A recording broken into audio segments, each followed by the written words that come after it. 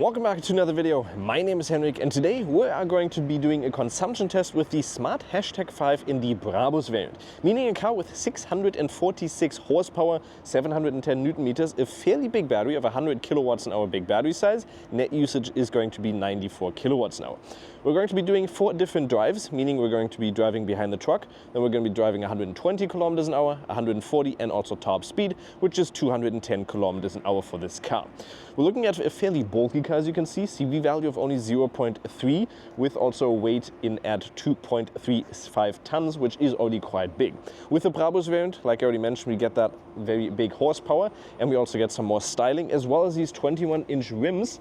It is currently very warm outside, around 19 degrees or 17 degrees. We still, however, do obviously have winter tires in here because it is still March, at the start of March. 21-inch rims, and these are going to be obviously affecting the range a little bit. However, the car is still claimed with a WLTP of 540 kilometers. If you get a rear-wheel drive system for this car, 590 kilometers, that's the max. With the Brabus, we're looking at around 19.9 kilowatts an hour of consumption. WLTP, we'll see here in a second what we also got.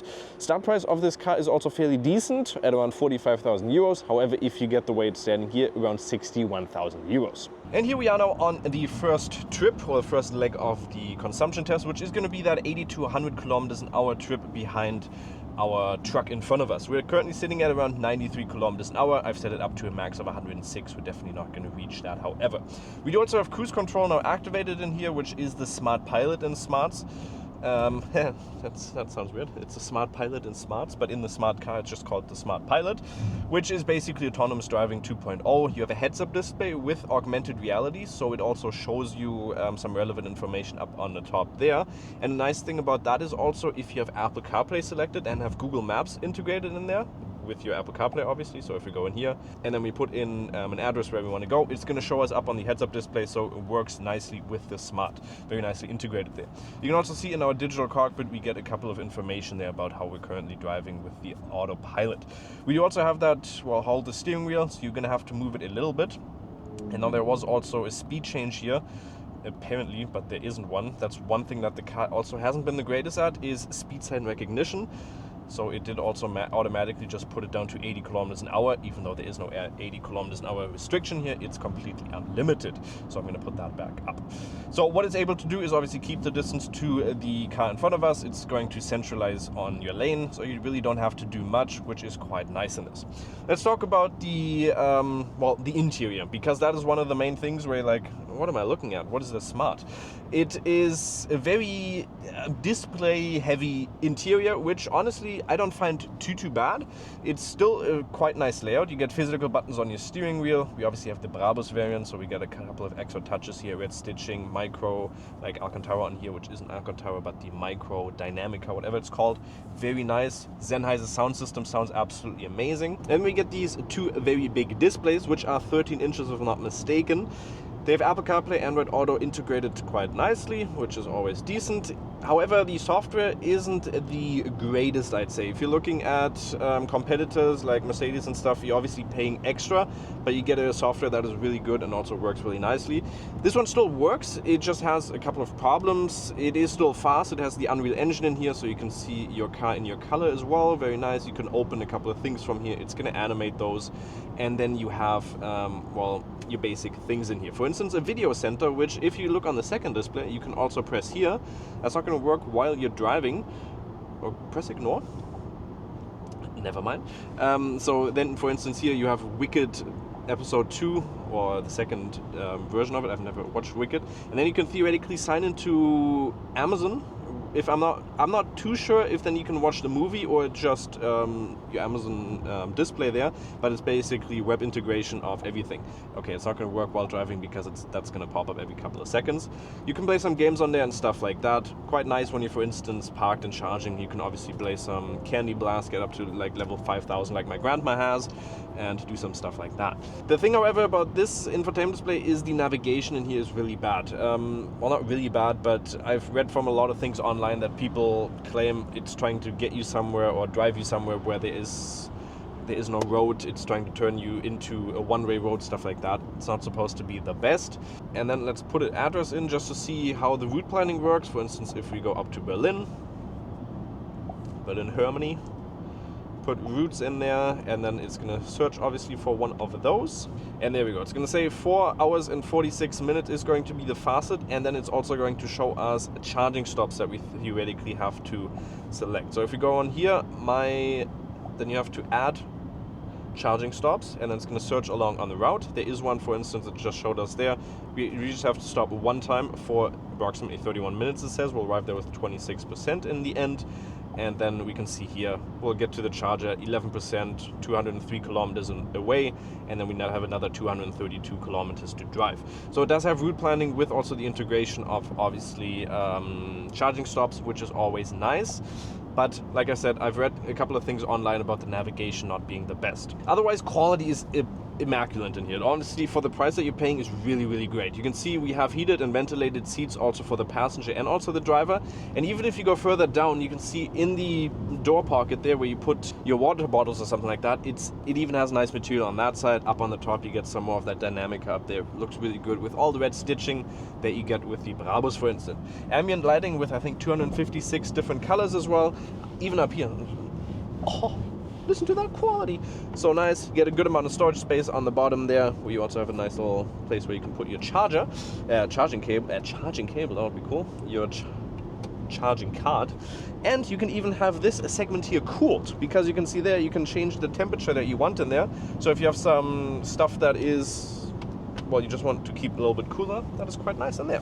On the bottom you also get 2 USB-Cs and a couple of more storage space there, with also 2 inductive charging spaces here, which are also ventilated, so it's going to keep your phone nice and cool.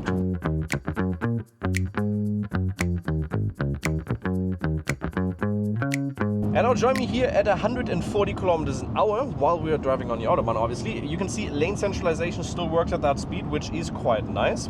You're not going to have to turn that off or, well, drive a little bit slower. And now we are going to have to slow down here again, unfortunately.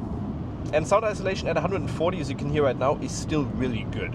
I don't really have to speak up at all. It is surprisingly quiet for such a brick. The car is weighing in at 2.36 tons, which is quite heavy. It has a CV value of 0.3, again representing that it is quite a brick car. And then sound isolation here, in my opinion, is actually quite good.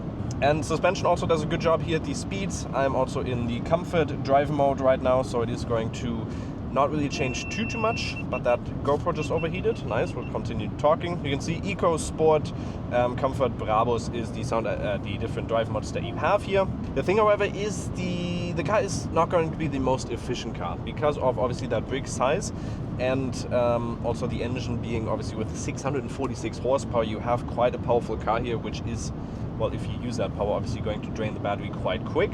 Still, however, quite a big battery in here, which is nice. If you compare it, for instance, to the Mercedes GLB, which is almost quite a similar car, especially when it comes to the design-wise. Mercedes still owns 50% of Smart, if you didn't know that. The other 50% is from Geely. Geely basically coming to, well, take over every single car manufacturer in the world. And that is supposed to give you a range of up to 540 kilometers with the Brabus variant that we have here. If you want the most amount of range, you'd be looking at the rear-wheel drive system in the Pro and the Pro Plus, or also in the Premium, something like that, or in the Pulse variant. And then you'll be looking at 590 kilometers of range, which definitely is quite decent. And like I say, you really don't need this much horsepower. If you want an all-wheel drive system like this one gets, you can also get, for instance, the Summer Edition or the Pulse, which is still going to give you 500, I think the Pulse, right? Pulse is all-wheel drive. So. Yeah, Pulse is all-wheel drive. So 540 kilometers. Yeah, okay, that gives you 540 kilometers, but you still get 540 or 50 horsepower, which is still more than plenty of enough. And here we are now at 210 kilometers an hour. My colleague is currently driving. You can see top speed 216 kilometers an hour. That's what the car tells us. 210, then probably GPS. Or actually 217 now. The car is still at 217. You do have to speak up a little bit, but isolation-wise, I think it is still actually quite decent. Wind noise definitely picks up, but tire noise really doesn't exist too much.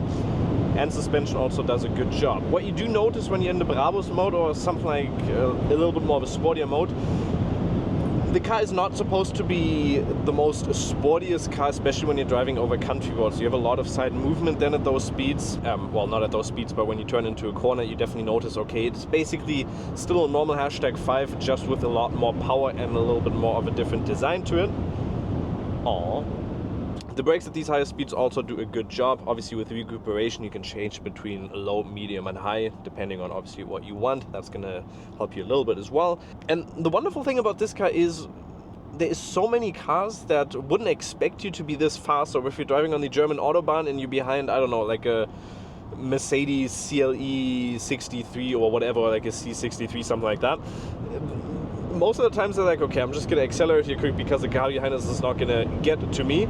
Well, then you do a punch turn. You can see here how quickly we just went up to 210 again. Most will be like, oh wow, what the hell is that? That block of brick just accelerated in 3.8 seconds from 0 to 100 with a top speed of 210, which again for an electric car is also quite high, which is not something that you get in every one. In every single like electric car, which has a little bit more performance. So that's also a nice little touch on there, up to 210. So the power is definitely there, but do you need it? No, not really, but it's fun. It's fun. And now let's look at all the numbers. I know this consumption test was a little bit different than the other ones we have done. This was recorded in March before I broke my shoulder and before we did a couple of changes like the decibel counters and stuff like that. Along the trip there was also road construction at the highway, so we only drove 30 kilometers compared to our usual 40 kilometers, so sorry about that. I am going to compare this to the Smart Hashtag 3 Brabus consumption because I think that is quite interesting, and we did obviously do a consumption test with that one as well. Outside temperature for the Smart Hashtag 5 Brabus was 17 degrees. For the Smart Hashtag 3 Brabus it was 24, so a little bit warmer. WLTP claims around a 19.9 kilowatt consumption for the Hashtag 5, and the Hashtag 3 had a 17.6 kilowatts. For our average consumption at, well, behind the truck, we had 20.2 kilowatts an hour, which is insanely high. That is the highest we've ever gotten. The Smart Hashtag 3 only had 12.6. Average speed 91 kilometers an hour with a total time of 19 minutes. Like I said, we only drove 30 kilometers compared to our 40 kilometers. 100 kilometer range then, or the 80 to 100 kilometers an hour, would be 465. If you go 70% of the range, so 80 down to 10%, if you're doing longer distances, 326. That is a quite big decrease compared to well, not a quite big decrease, but the Smart Hashtag 3 Brabus would get a 492 kilometers max range. However, it did also have a smaller battery of, well, only 66 kilowatts an hour. So quite a lot different. When it comes to the price then, we'd be looking at €9.29 with my EnBW medium plan, where I paid 46 cents per kilowatt hour. For the 120 kilometers an hour, we're looking at 23.8 kilowatts an hour compared to the Hashtag 3 of 19.8. Average speed there 118 and also 16 minutes of total drive time. Total distance then would be 395, or 70% would be 276. Compared to the Hashtag 3 with 313 and 219. Price there would also be €10.95 per 100 kilometers. At the 140 kilometers an hour, the car gets more averaged out towards also some other cars with a little bit more horsepower. 26.4 kilowatts an hour was our average consumption compared to the Hashtag 3 of 25.9. Average speed was there 128 with a 15-minute total drive time, 356 kilometers, and also a 70% range of 49, sorry, compared to the Hashtag 3, which had 239 and 168. So Hashtag 3 Brabus definitely isn't the car that you want to drive at higher speeds. When it comes to the top speed, we had an astounding consumption of 51 kilowatts an hour. We did also have an average speed of 163 kilometers an hour with a total time there of 11 minutes. The Hashtag 3 had an average consumption of 34.2. However, it was also driving 13 kilometers slower. The price at the total distance there would be 184 kilometers or 129 kilometers if you were to drive this at top speed with 70% of your battery. The Hashtag 3 compared to 181 and 127. Total price there would be €23.46 per 100 kilometers an hour. The only car that we've had a higher consumption on is the Kia EV9 GT line in the launch edition, which, well, is just a massive car, and the outside temperature there was also only 12 degrees. Hopefully you guys did enjoy that video. Let me know in the comments if that was... Oh, actually, no, I messed up. The highest consumption you've ever had is 64.9 kilowatts an hour with the Audi e-tron GT-RS, but that had an average speed of 187 kilometers an hour as well. But yeah, if you guys did enjoy that video, let me know in the comments. Make sure to like, subscribe. That would help me out a lot and allow us to do more consumption tests with more cars and just give you more well, new cars in the future as well. And also let me know in the comments if this is a consumption you were expecting and if it would be enough for you if you were to get this car for longer distances.